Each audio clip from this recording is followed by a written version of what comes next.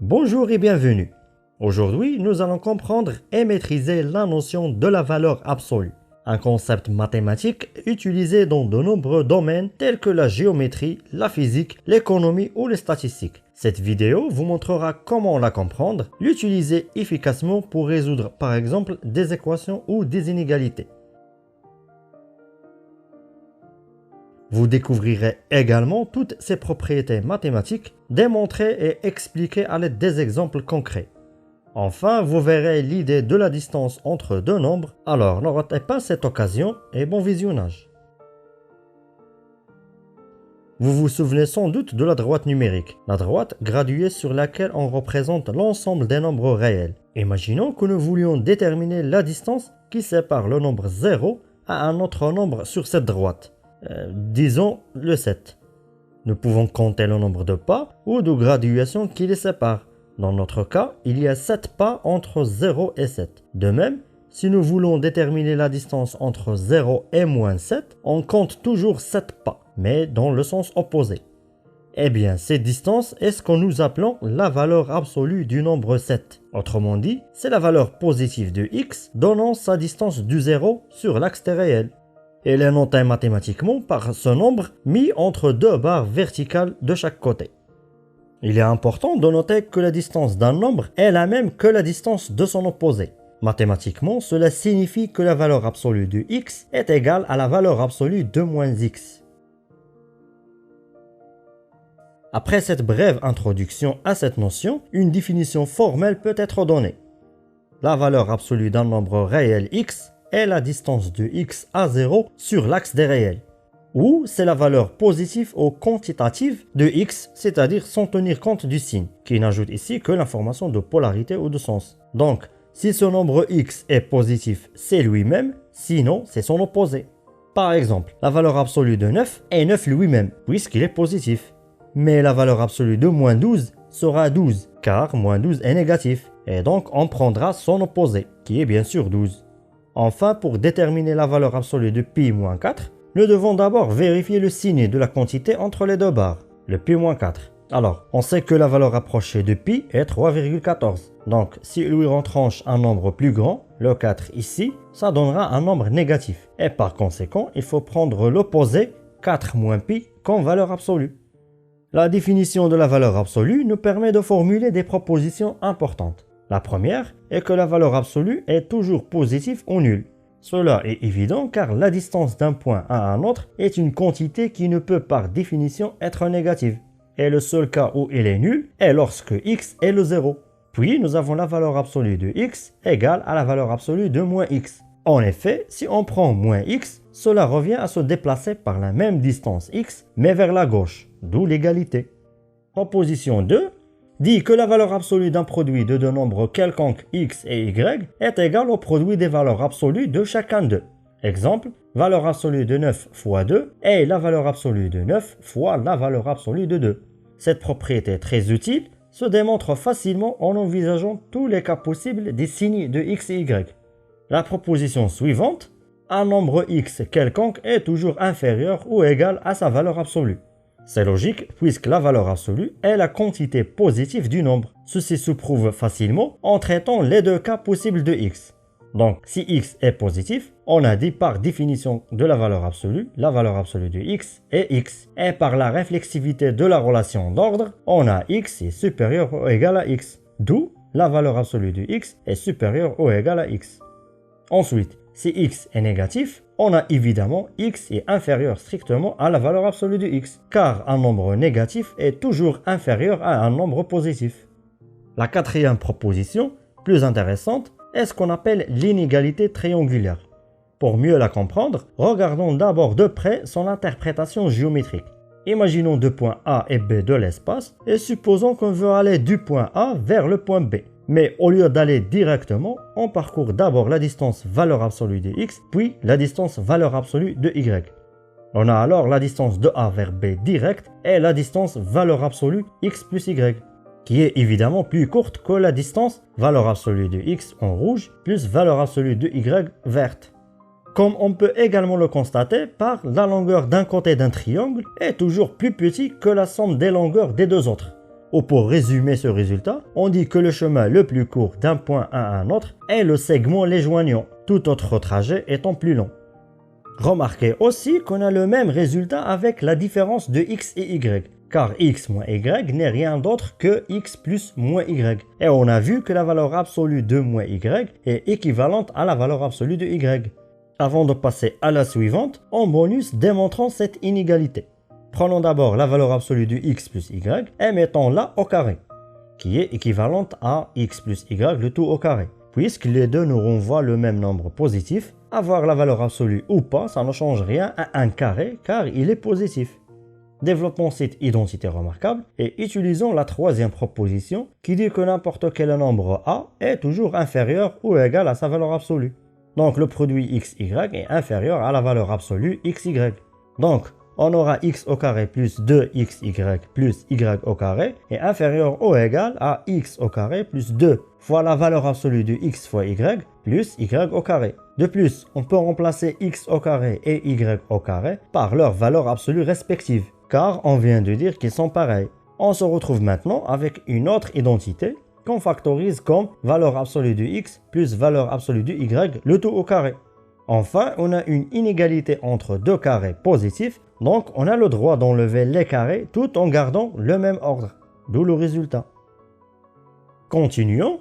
La cinquième proposition est que si la valeur absolue de x est plus petite qu'un certain nombre a, c'est-à-dire la distance de x est inférieure à une longueur a, alors x est compris entre ou encadré par a et moins a.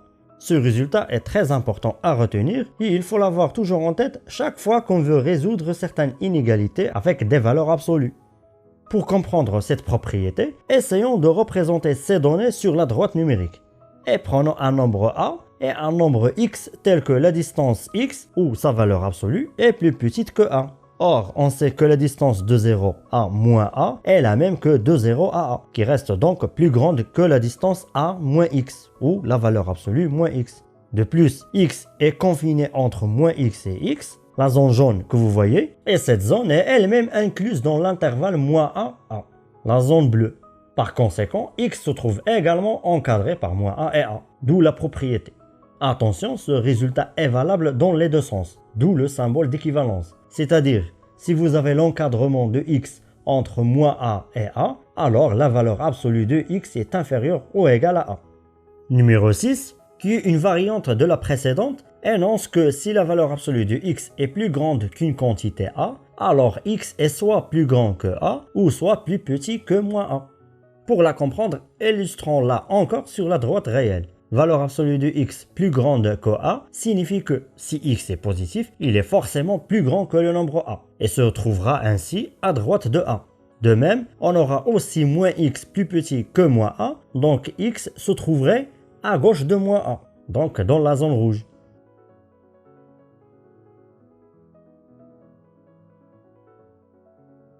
La proposition numéro 7, similaire à celle de la valeur absolue du produit, sauf qu'ici c'est pour la division. La petite preuve pour s'assurer de ce résultat se fait vite en commençant par le premier terme et en réécrivant a sur b comme a fois 1 sur b. Puis en partageant la valeur absolue entre ces deux termes, tout en sachant que la valeur absolue de l'inverse de b est l'inverse de la valeur absolue de b. Enfin, nous obtenons le résultat par la règle de la multiplication des fractions.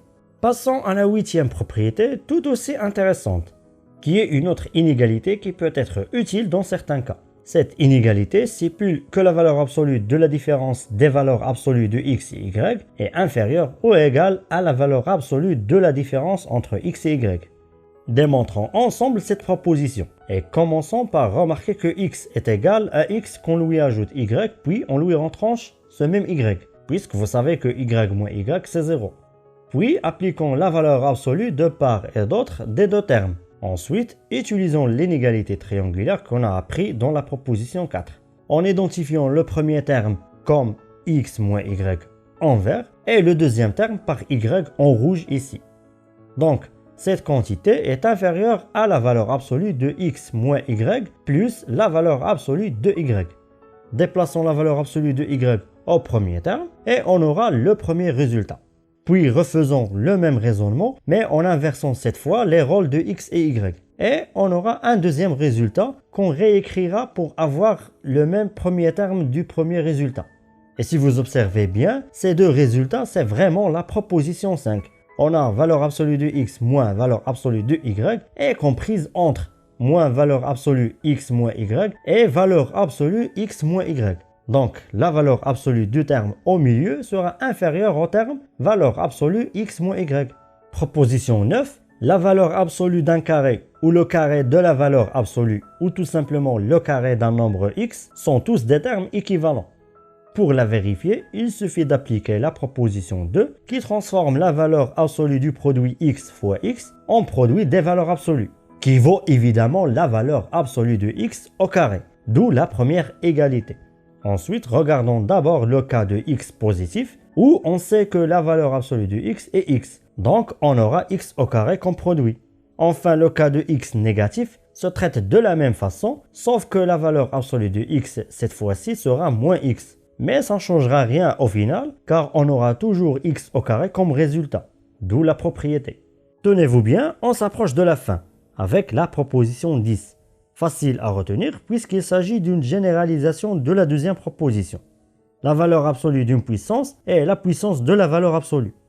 Ceci se démontre rapidement en utilisant la définition de la puissance, qui n'est rien d'autre que le produit des termes x n fois, puis par la proposition 2 exploitée successivement.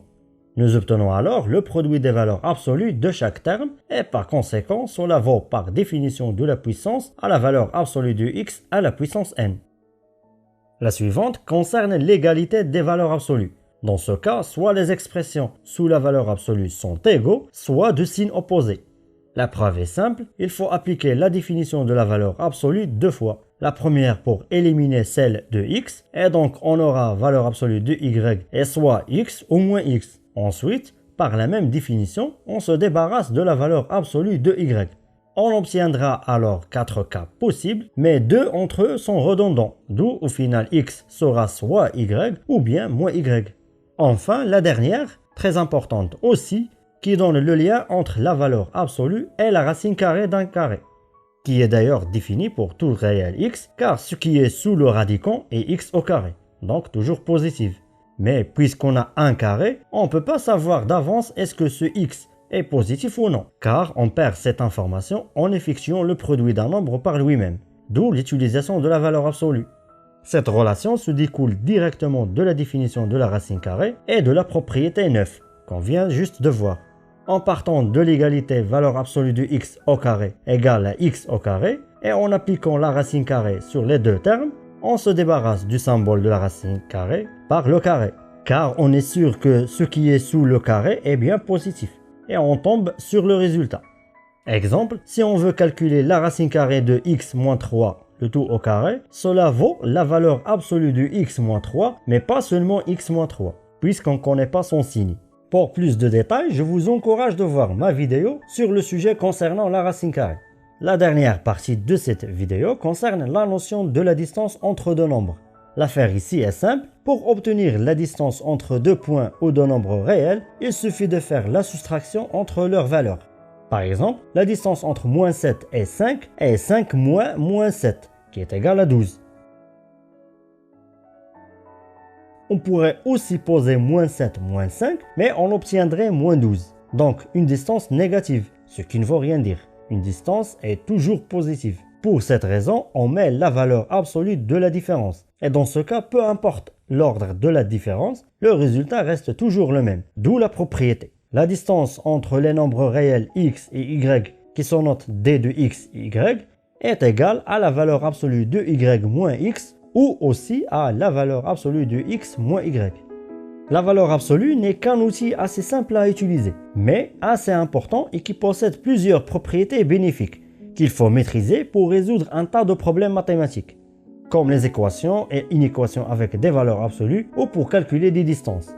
Mais il existe également des pièges et des confusions liées à cette notion, donc il faut absolument les connaître afin de les éviter. J'espère que vous avez apprécié cette vidéo. N'hésitez pas à interagir dans les commentaires si vous avez des précisions à apporter ou si vous voulez des éclaircissements. Merci de nous avoir suivis et je vous dis à la prochaine. Et n'oubliez jamais, always ask science questions.